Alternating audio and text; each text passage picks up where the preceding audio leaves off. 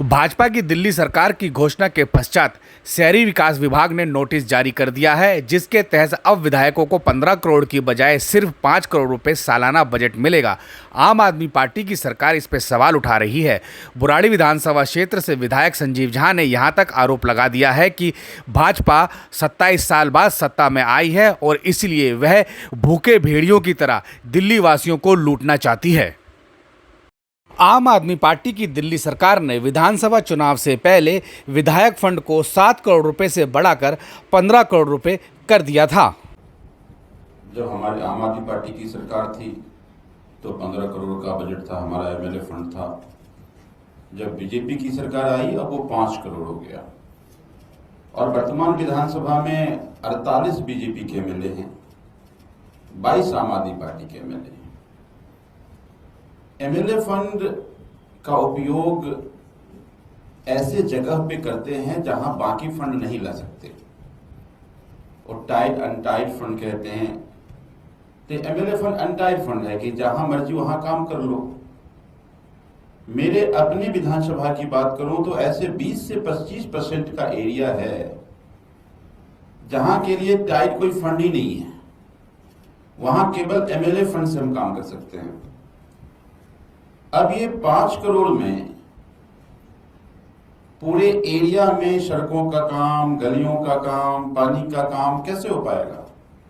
तो इसका मतलब है कि बीजेपी की सरकार ये चाहती है कि बारिश में जो डूबता है वो डूबते रहे, लोग परेशान हैं तो होते रहे।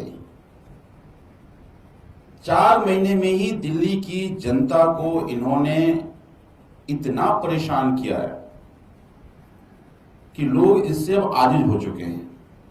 अभी सौरभ भाई ने बताया मोहल्ला क्लिनिक बंद कर दिया, अस्पताल मेरे यहाँ बुराड़ी में अस्पताल है, दवाइयां नहीं मिल रही हैं। और ये वही अस्पताल है जहां हमारी सरकार में दवाई की कोई कमी नहीं थी। एक भी डिपार्टमेंट के पास फंड नहीं। हमारे यहाँ अमथराइज कॉलोनी के फंड से काम चल रहा था, सारा काम रुक चुका है। सभी कॉन्ट्रैक्टर ये कह रहे हैं कि हमारे पास काम करने के अपने पैसे नहीं हैं, हमने सारा काम कर चुका और सरकार हमें फंड नहीं दे रही, पीडब्ल्यूएस फंड नहीं है। जल बोर्ड में आज सीवर का बुरा हाल है, गंदे पानी जा रहे हैं, जल बोर्ड पर पैसा नहीं है। तो मुझे लगता है कि ये बहुत अरसे बाद आए हैं तो भूखे भेड़िए की तरह दिल्ली की जनता को नोचना चाहते हैं। अगर ये 1 लाख करोड़ का बजट है जैसा सौरभ भाई ने बताया, तो फिर तो ये एमएलए फंड 15 करोड़ से बढ़ना चाहिए था ना, कम क्यों हो रहा है? कहां जा रहे हैं सारे पैसे? तो मुझे ये लगता है कि ये केवल कोई आम आदमी पार्टी के एमएलए की बात नहीं है, उनके तो 48 एमएलए हैं, तो प्रभावित तो वो भी होंगे।